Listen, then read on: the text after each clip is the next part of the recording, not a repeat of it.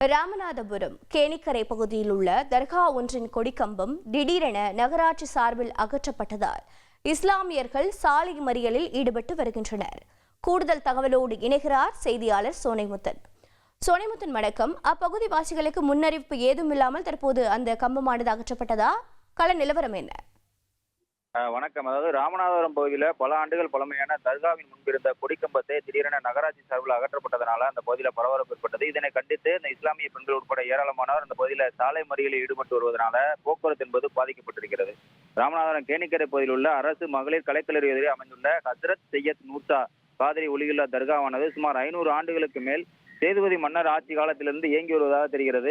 இந்த நிலையில இந்த தர்காவின் முன்பாக 35 அடி உயரமுள்ள கொடிக்கம்பமானது இருந்து வந்துள்ள நிலையில திடீரென தற்போது நகராட்சி அலுவலர்கள், வருவாய்த்துறை அலுவலர் உள்ளிட்டோர் ஜேசிபி இயந்திரம் மூலம் கொடிக்கம்பத்தை அகற்றியதால் பரபரப்பு ஏற்பட்டது. இதனை கண்டித்து தர்கா பகுதியில் உள்ள ஏராளமான இஸ்லாமிய பெண்கள் உட்பட பலர் கேணிக்கரை அரண்மனை சாலையில் அமர்ந்து சாலை மறியலில் ஈடுபட்டு வந்ததனால பரபரப்பான ஏற்பட்டது. தற்போது வட்டாட்சியர் மற்றும் போலீசார் உள்ளிட்ட அதிகாரிகள் அவர்களோட பேச்சுவார்த்தையில் ஈடுபட்டு வரும் நிலையில 1 மணி நேரத்திற்கு மேலாக அந்த போக்குவரத்து என்பது பாதிக்கப்பட்டிருக்கிறது.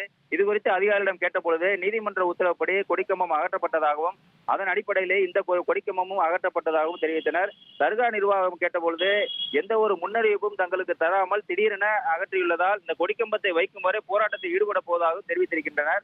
தொடர்ந்து போராட்டத்தில் ஈடுபட்டு வருவதால அந்த பகுதியில் பரபரப்பானது ஏற்பட்டிருக்கிறது. உங்கள் தந்தி ஒன் தொலைக்காட்சியில் அண்ணாமலை தினமும் மதியம் 12 மணிக்கு காண தவறாதீர்கள்.